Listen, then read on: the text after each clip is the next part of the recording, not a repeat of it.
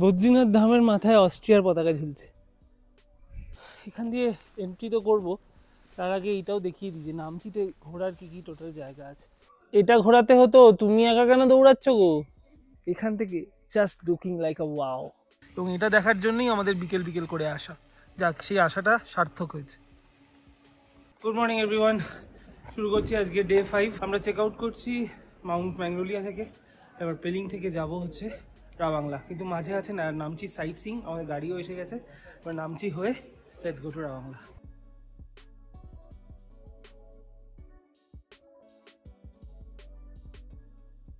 পেলিং থেকে রাবাংলা যাওয়ার দুখানা রাস্তা আছে, একটা সোজা চলে যায় যেটা শর্টকাট, আর আরেকটা নামচি হয়ে যায়। যেহেতু আমাদের সাইট সিং করার আছে, আমরা নামচি হয়ে যাচ্ছি এবং ওটা একটু নিচ হয়ে যেতে হয় এবং একটু টাইম লাগে।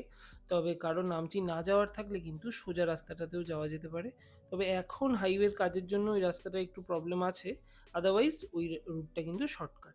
আমরা নামচি যাওয়ার পথে এই ব্রিজটা পেলাম। এই ব্রিজটা কম্পারেটিভলি একদম নতুন তৈরি হয়েছে, দেখলেই বোঝা যাচ্ছে। আর নিচ দিয়ে বয়ে যাচ্ছে হচ্ছে লেকশিপ রিভার। এটা বর্ষাকালে আরো ডেঞ্জারাস হয়। এখন খুব সুন্দর দেখতে লাগছে এবং উপর থেকে কালারটা পুরো ব্লু। এই জায়গাটা দেখে একটু ছবি তোলার খুব ইচ্ছা করলো, না দাঁড়িয়ে থাকতে পারলাম না, তাই নেমেছি আমরা বেসিক্যালি ছবি টবি একটু তুলবো বলে। আর তোমরাও চারিপাশটা দেখো, এটা দারুণ লাগছে। আজকে ব্রাইট সানি ডে, আর অনেকদিন পর জ্যাকেট না পরে ঘুরছি। এখানে কিছু ছবি তুলি, তারপরে এগোবো নামচির দিকে। তা আমরা এই ট্যুরটা করছি হচ্ছে মিকি ভাইয়ার সাথে। উনি খুব খুব মাই ডিয়ার লোক। আর তোমরাও যদি এখানে আসো ওনার সাথে যোগাযোগ করতে পারো, আমরা নাম্বারটা শেয়ার করে দেবো। মিকি ভাইয়া আপনার নাম্বার দিয়ে দেंगे, ঠিক আছে? আর আমি নাম্বার শেয়ার করে দেবো। আর পুরো ট্রিপটা এত এনজয় করবে যে মানে বোরই লাগবে না, গল্প করতে করতে পুরো কেটে যাবে। দারুণ উনি কিন্তু মানুষ, শেয়ার করে দেবো, চেক ইট আউট। আজকের ফার্স্ট স্পট চারধাম। এখানে পার্কিংয়ের জন্য নিল 50 টাকা। এটা ওই গাড়ি ভাড়ার থেকে কিন্তু এক্সক্লুডেড, মানে এটা আলাদা করে দেওয়ার।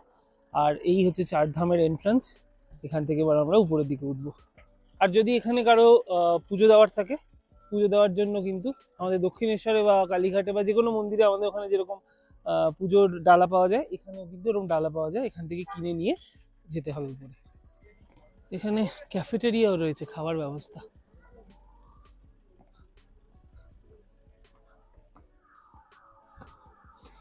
এখান থেকে টিকিট কেটে এদিক দিয়ে এন্ট্রান্স। আমরা আগে টিকিটটা কাটি।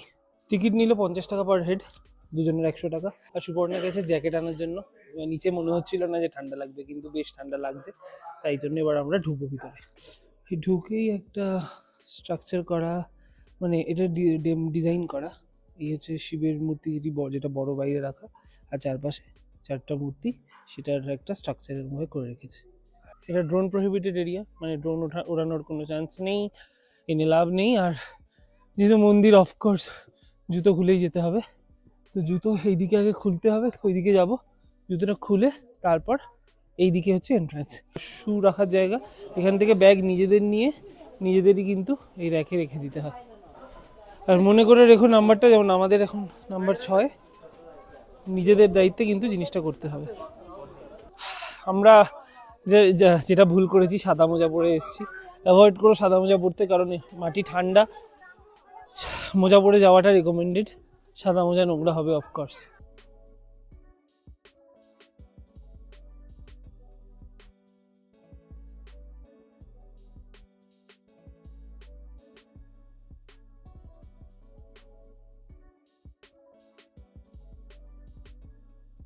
আচ্ছা, এখানটা গাইড ম্যাপটা ভালো করে দেখে নিই। এই শু স্টলের দিক থেকে আমরা ঢুকলাম। আমরা এবার সোজা যাব, প্রথমে হাওয়ান কুণ্ড, তারপরে এই মেইন টেম্পলের দিকে যাব, নন্দী স্ট্যাচু, এইদিকে বদ্রীনাথ ধাম, নিচে জগন্নাথ ধাম, তার পাশে রামেশ্বরম ধাম আর দ্বারিকা ধাম। এই 4 ধামের জন্যই কিন্তু অ্যাকচুয়ালি 4 ধাম নাম করা। যাই হোক, একে একে ঘুরছি। এখন সোজা এই যে রাস্তাটা উঠছে, এই দিক দিয়েই স্টার্ট করছি।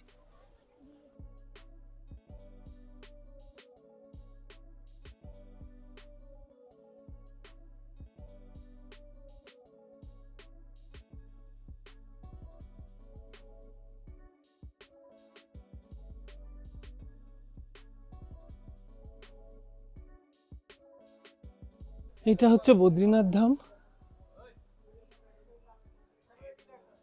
আর এইদিকে জগন্নাথ ধাম। বদ্রীনাথ ধামের মাথায় অস্ট্রিয়ার পতাকা ঝুলছে। এইটা হচ্ছে দ্বারিকা ধাম।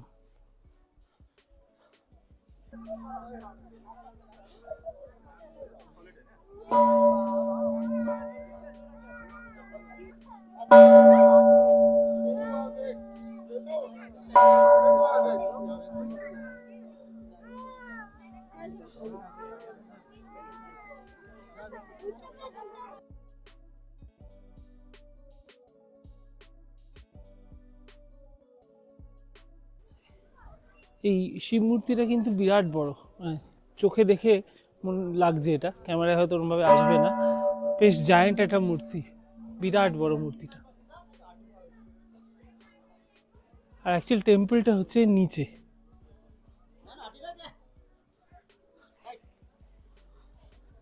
আর এদিকে হচ্ছে নন্দীর মূর্তি। এই চার ধামের মধ্যে একমাত্র জগন্নাথ ধামই আমাদের ঘোরা, আর কোনোটা আমরা অ্যাকচুয়ালি যাইনি। হ্যাঁ, বাকি যে তিনটে ধাম, দ্বারিকা ধাম, বদ্রীনাথ ধাম, এগুলো কিন্তু আমরা কোথাওই যাইনি। একমাত্র জগন্নাথ ধামটাই আমাদের ঘোরা বলে রিলেটেবল লাগলো অনেক বেশি। তবে জায়গাটা খুব সুন্দর করে বানিয়েছে, এবং এই মূর্তিটা কিন্তু সব থেকে আকর্ষণ এখানকার চার ধামের। 12টার মধ্যে টেম্পল বন্ধ হয়ে যায় সাধারণত, 12টা থেকে 12:30টার মধ্যে। পুজো দেওয়ার হলে কিন্তু তার আগে আসতে হবে। এছাড়া বাকি জায়গাটা ঘুরে ইজিলি দেখা যায় যে কোনো সময়।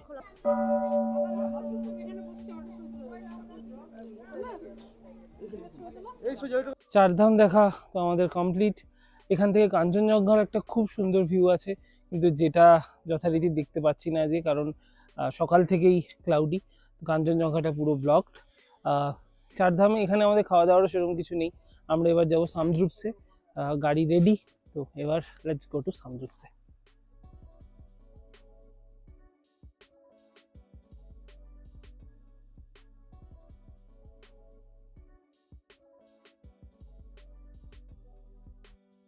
এই রাস্তা দিয়ে যেতে যেতেই কিন্তু দূরে দেখা যাচ্ছে সামুদ্রাপসে। আসলে এটা পাহাড়ের উপরে বলে তলা থেকে ইজিলি দেখা যায়। এখান থেকেই শুরু হচ্ছে সামুদ্রাপসের এন্ট্রান্স, এখান থেকে উপরের দিকে উঠবো আমরা। এসে নামলাম, এটা হচ্ছে এন্ট্রান্স। এর পাহাড়ের অনেকটা উপরে, কিন্তু আমি নিচে যেমন দেখাচ্ছিলাম উপরে মাথা থেকে দেখা যায়, এটা অনেকটা উপরে। এখানে টেম্পারেচারটাও একটু ডাউন, আর এখানে একটা রিসর্টও আছে, এখানে থাকা যায়, খাবার দাবার পাওয়া যায়। এখান দিয়ে এন্ট্রি তো করবো, তার আগে এইটাও দেখিয়ে দিই যে নামচিতে ঘোরার কী কী টোটাল জায়গা আছে। এই 10টা পয়েন্ট এখানে কভার করার, যার মধ্যে আমরা চারধাম, সান্দ্রুপসে এই দুটো এখানকার যাচ্ছি। তারে ভিড় যাওয়ার কোনো মানেই আজকে নেই, কারণ এই যা ওয়েদার, এই ওয়েদার থেকে কিন্তু তারে ভিড়ের কোনো ভিউই দেখা যাবে না। তারে ভিড় থেকে ভিউ চারিপাশে খুব ভালো, এবং কাঞ্চনজঙ্ঘার ভিউ অসাধারণ, কিন্তু সেটা আমাদের আর হবে না। দোকা কিতনা? দুজনের টিকিট 150 টাকা, 75 টাকা করে। চলো এবার এটা হেঁটে উঠতে হবে।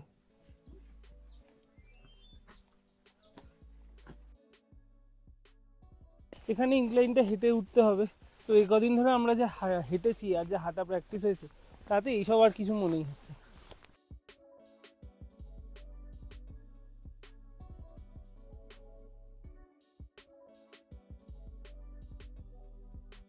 এই হচ্ছে স্ট্যাচু গুরু পদ্মসম্ভার, আর এর ঠিক উল্টো দিকে কিন্তু চারধাম দেখা যাচ্ছে। এই যে চারধামের শিব মূর্তি, এখানে এই আই লাভ নামচির এটাও করেছে। এখানে পরে আসছি, আগে এর ভিতরে ঢুকছি। এর ভিতরে জুতো খুলে ঢুকতে হয়। যেখানে লেখা রয়েছে সব এনার সম্পর্কে। আর এখানে এই শুজ র্যাক, এখানে জুতো নিজের দায়িত্বে খুলে রেখে যেতে হবে। এখানে অনেক জায়গাতেই কিন্তু জুতো খুলে রেখে যেতে হয়, তাই অবশ্যই আমি রেকমেন্ড করব একটা ভালো বা মোটা মোজা পরে আসতে, যাতে পায়ে ঠান্ডা না লাগে। এটাকে চারিপাশ দিয়ে ঘুরে দেখি, আর উপরেও কিন্তু যাওয়ার ব্যবস্থা রয়েছে, সেই সিঁড়িটার সামনের দিকে, মানে ওই দিকে সিঁড়িটা পাশ দিয়ে একটা সিঁড়িও করা আছে, উপরে একটা ট্রেল মতো আছে, সেখানে যাওয়া যায়। সেখানে অবশ্য আজকে আমরা যাব না।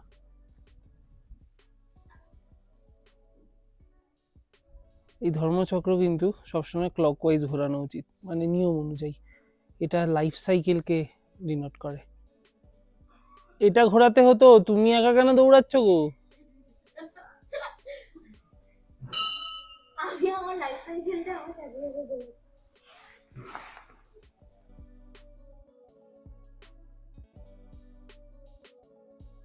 এই সামজুসে থেকে বেরিয়ে এইখানে কিন্তু খাবার দাবার খাওয়া যায়। আমরা গিয়ে একটু দেখছি কি পাওয়া যায়। একটু যদি মোমো পাওয়া যায়, আমি তো মোমো খাবো, ও বোধহয় অন্য কিছু খাবে। নামচি থেকে রাবাংলা 26 কিলোমিটার রাস্তা। তবে এর প্রথম 13 কিলোমিটার যতটাই ভালো, তার পরের 13 কিলোমিটার যেতে কিন্তু ঠিক ততটাই বেগ পেতে হয়। আমরা ঢুকছি এবার রাবাংলা। এইটা হচ্ছে রাবাংলার মার্কেট এরিয়া, এবং যাবতীয় জিনিসপত্র যদি দরকার লাগে এবং গাড়ি টাড়ি ভাড়া করতে গেলেও কিন্তু এত দূর আসার দরকার, যেখানেই তোমরা থাকো। ওই যে দূরে উকি মারছেন গৌতম বুদ্ধ। এখন 3টে মতন বাজে, আমরা এই জাস্ট রাবাংলা পৌঁছালাম। আর এই হচ্ছে আমাদের হোটেলটা, বুদ্ধা রিট্রিট। আর বুদ্ধা পার্কটা এখান থেকে জাস্ট ওয়াকিং। তাও আমরা যেহেতু গাড়িটা করে এসেছি, তো লাগেজগুলো হোটেলে রেখে গাড়িতে করে একবার যাব। গিয়ে এখন 6টা অবধি বুদ্ধা পার্কটা খোলা আছে, তো সেগুলো দেখবো, ঘুরবো, তারপরে হোটেলে আসবো সন্ধ্যাবেলা।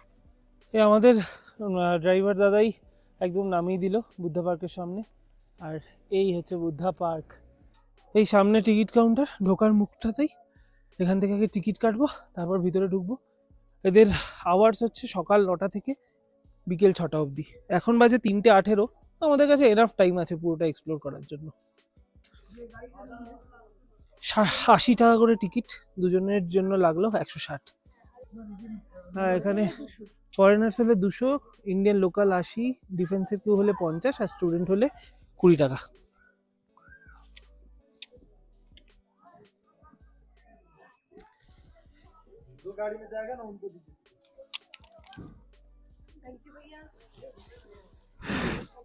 Thank you.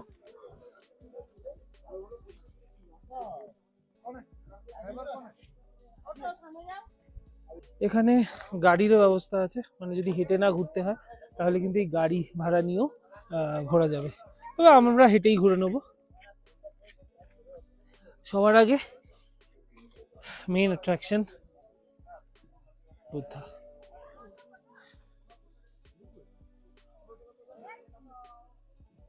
এইখান থেকে সিঁড়িটা নিচে নামার, আর সিঁড়ি দিয়ে এরমভাবে সিঁড়িটা নেমে অনেকটা নিচে নেমে যাচ্ছে, তারপর এরম স্ট্রেট উঠে কিন্তু বুদ্ধার মূর্তি, আর তার নিচে একটা মনস্ট্রি। আমরা এবার ধীরে ধীরে এগোই। টেম্পারেচারটা হট করে খুব ডাউন করে গেছে, আর এত উপরে তো প্রচণ্ড হাওয়া দিচ্ছে, তাই পুরো প্যাকেট হয়ে নিয়েছি। আর গ্লাভসটা আনতে ভুলে গেলাম, সুপর্ণার জন্য গ্লাভসটা নিয়েছিলাম, আমি নিজেরটা নিতে ভুলে গেলাম এই চক্করে, তাড়াহুড়োর চক্করে। যাই হোক, এইটুকু তো ম্যানেজ করে নেওয়ার মতোই। আর আস্তে আস্তে ঘুরবো, সময় নিয়ে ঘুরবো, আর পুরোটা দেখবো। বুদ্ধা পার্ক যেরকম দেখতে লাগছে তার থেকে আরো আরো আরো আরো অনেক সুন্দর। চারিপাশটা এত হিউজ, মানে এটা ক্যামেরা সত্যি এটার সাথে জাস্টিস করতে পারবে না। আর এই অ্যাঙ্গেল থেকে এরকম ভাবে বুদ্ধা দেখতে তোমাদের যেরকম ভিডিওতে লাগছে, আমার তার থেকে অনেক বেশি ভালো লাগছে, এটুকু গ্যারেন্টিড। এখান থেকে জাস্ট লুকিং লাইক আ ওয়াও।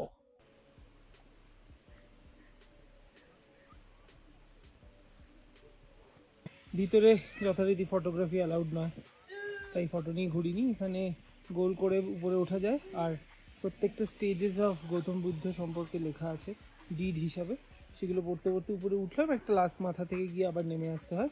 ভিতরে একটা ছোট মূর্তিও রয়েছে, একটা কাচের ঘরে। এই রয়েছে ভিতরে। পার্কটা তো মোটামুটি ঘুরে দেখলাম এতক্ষণ, এবার একটু খাওয়ার পালা। এই দিকে বেশ কিছু ফুড স্টলস রয়েছে, এই দিকেও ফুড স্টল রয়েছে। তো আপাতত এইদিকে কিছু সুভিনিয়ারের দোকান আছে, আমরা ওইদিকে যাচ্ছি। আর সামনে একটু ওয়াশরুমে যাওয়ার আছে, আর তারপর ওর উপরেই একটা ক্যাফে আছে যেটা ঢাকা। তো সেই ক্যাফেটার মধ্যে যাবো, কারণ প্রচণ্ড হাওয়া দিচ্ছে আর ঠান্ডা লাগছে, তাই ভিতরে ঢুকে একটু গরম গরম কিছু খাবো, যেটা একটু ঢাকার মধ্যে খাওয়া যায়। তো এই দিকে পরপর এরকম করে সাজানো। আর খেয়ে দিয়ে এইদিকে তো বুদ্ধা পার্কটা, আর খেয়ে দিয়ে আমরা ওয়েট করব, কারণ সন্ধ্যেবেলা যে আলোটা জ্বলে ওই আলোটা দেখব, দেখে তারপর আমরা হোটেলে যাব। এখানে সামনে কয়েকটা সুভিনিয়ারের দোকান দেখতে পাচ্ছি, আর তারপর কতগুলো ফুড ওপেন স্টলও রয়েছে, আবার দূরে একটা প্রপার ক্যাফের মতো রয়েছে।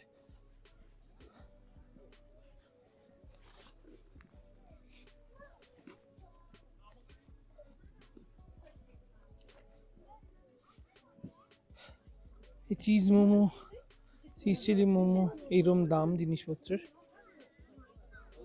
রিজনেবলি, মানে এই ট্যুরিস্ট স্পট ওয়াইজ দাম কিন্তু যথেষ্ট রিজনেবল। সিমিলার আরেকটা দোকান এইদিকে রয়েছে।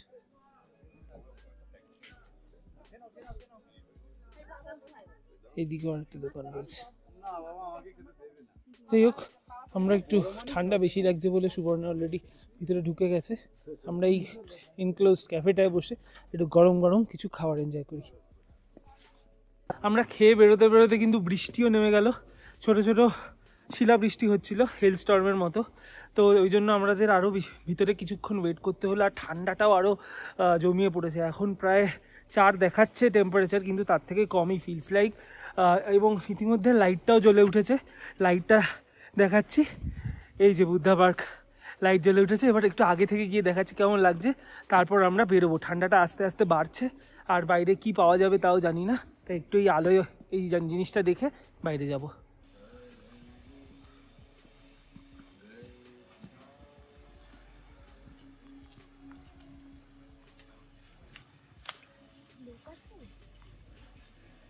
খুব সুন্দর লাগছে, চারিপাশ অন্ধকার, পাহাড়টা বোঝা যাচ্ছে না তার কারণ আলো পড়ে গেছে, আর এই লাইটিং দিয়ে জিনিসটা সাজানো। আমি একটু জুম করছি, এটা শুনেছিলাম আলো দিয়ে খুব সুন্দর লাগে, এবং এটা দেখার জন্যই আমাদের বিকেল বিকেল করে আসা। যাক, সেই আশাটা সার্থক হয়েছে। ফিরে গেলাম বুদ্ধা পার্ক থেকে, এটা আমাদের হোটেল। তখন তাড়াহুড়োয় কিছুই দেখাতে পারিনি, এবং আমরাও সেরকমভাবে কিছুই দেখিনি। এইবার ঢুকছি হোটেলে আর দেখাচ্ছি যে হোটেলটা কেমন কীরকম। এটা একদম কাছে, এই রাস্তা দিয়ে আমরা হেঁটে বুদ্ধা পার্কটা গেছিলাম, 700 মিটার। আর অ্যাকচুয়ালি এই ডায়াগোনালি বুদ্ধা পার্ক, কিন্তু এই একটা রাস্তা এরকমভাবে ঘুরে যায়, ওই জন্য একটু ঘুরে যেতে হয়। যাই হোক, প্রচণ্ড ঠান্ডা, এবার রুমে ঢুকবো, লেটস গো।